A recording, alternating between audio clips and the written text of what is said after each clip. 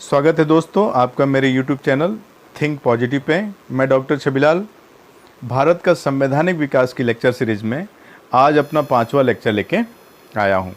आज का जो टॉपिक है वो चार्टर एक्ट 1813 है। 1813 चार्टर एक्ट पे हम लोग आज चर्चा करेंगे और देखेंगे इसमें कौन कौन से प्रावधान किए गए थे। चार्टर एक्ट 1813 इस पे हम लोग बात करेंगे। तो इसमें पहला जो प्रावधान था वो कंपनी के व्यापारिक अधिकार क्षेत्र को 20 वर्ष के लिए और बढ़ा दिया गया। अभी हम लोग 1793 में बात देखे थे कि 1793 में भी कंपनी के व्यापारिक अधिकार क्षेत्र को कितना बढ़ाया गया, 20 वर्ष। तो 1793 में अगर हम 20 जोड़ते हैं तो 1813 आता है। तो इस एक्ट के तहत भी पहला उपबंध किया गया, कंपनी के व्यापारिक अधिकार क्षेत्र को कितना बढ़ा दिया गया, 20 वर्ष के लिए बढ़ा दिया गया। दूसरी बात कि कंपनी का भारतीय व्यापारिक एकाधिकार समाप्त कर दिया गया। केवल चाय और चीनी के व्यापार को छोड़ के बाकी सारे जो एकाधिकार थे व्यापार करने का भारत में कंपनी का, उसे समाप्त कर दिया गया। केवल चाय और चीन पर व्यापार करने का एकाधिकार उसका बना रहा। तो ये प्रश्न बार बार पूछा है, इम्पोर्टेंट भी है कि कंपनी के व्यापारिक एकाधिकार के क्षेत्र को समाप्त किया गया। किन चीज़ों को छोड़ के, चाय और चीन को छोड़ के। कंपनी चीन के साथ व्यापार कर सकती थी और कोई दूसरा वहाँ व्यापार करने नहीं जाता, और चाय का व्यापार कर सकती थी। तो एकाधिकार समाप्त करने की जो बात आती है वो किस में आती है, देखिए जब हम लोग 1833 चार्टर एक्ट पढ़ेंगे इसके बाद वाला, तो उसमें पूर्ण रूप से व्यापारिक एकाधिकार को समाप्त किया गया है। लेकिन इसमें चाय और चीन को छोड़ के व्यापारिक एकाधिकार को समाप्त करने का प्रावधान किया गया था। अन्य प्रावधानों में अगर हम बात करें तो व्यापारिक लेन देन तथा राजस्व खाते को अलग अलग रखने का प्रावधान किया गया।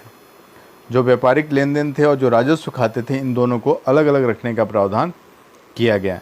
एक और चीज़ इसमें की गई इम्पोर्टेंट है, ये पूछता है कि कंपनी को भारतीय शिक्षा पर 1 लाख रुपए खर्च करने का प्रावधान किया गया। चार्टर एक्ट 1813 में पहली बार शिक्षा को शामिल किया गया और इसमें कहा गया कि कंपनी क्या करेगी, 1 लाख रुपए खर्च कर सकती है किस पे, भारतीय शिक्षा पर। ईसाई मिशनरियों को भारत में प्रवेश की छूट दी गई। ईसाई जो मिशनरी थे उनको भारत में प्रवेश की छूट दी गई कि अब वो भारत में निर्वाह यहाँ वहाँ आ जा सकते हैं। भारत को जो अंग्रेज़ थे, अंग्रेज़ों को भारत में व्यापार करने बसने के लिए लाइसेंस लेना अनिवार्य कर दिया गया। देखिए ईसाई मिशनरियों को छूट दी गई क्योंकि बहुत सारे ऐसे लोग थे जो ईसाई बन के चले आते हैं। इसलिए उन्होंने क्या कहा कि जो अंग्रेज़ हैं उनको भारत में व्यापार करने और बसने के लिए लाइसेंस लेना अनिवार्य कर दिया गया। लाइसेंस लेने की पहला प्रावधान किया गया, किस में किया गया, ये 1813 के चार्टर एक्ट में। ये सारे ही टॉपिक, ये सारी ही बातें इंपॉर्टेंट हैं परीक्षा की दृष्टि से। आप लोग इस वीडियो को पूरा देखेंगे और ध्यान से देखेंगे जिससे आपको अपने परीक्षा में इसका लाभ मिल सके। स्थानीय स्वायत्तशासी जो संस्थाएं थीं उनको करारोपण करने का अधिकार दिया गया। जो स्थानीय स्वायत्तशासी जितने भी लोकल लेवल पे जो स्वायत्तशासी संस्थाएं थीं उनको टैक्स लगाने का, कर लगाने का अधिकार दिया गया। कलकत्ता, बम्बई, मद्रास की सरकारों द्वारा जो कानून बनाए जाते थे उसे ब्रिटिश संसद के द्वारा अनुमोदन करना अनिवार्य कर दिया गया। अगर बम्बई, मद्रास और कलकत्ता की जो सरकारें हैं वही कोई नियम, कोई विधि बनाती हैं तो उसके लिए ब्रिटिश संसद से अनुमोदन लेना अनिवार्य कर दिया गया।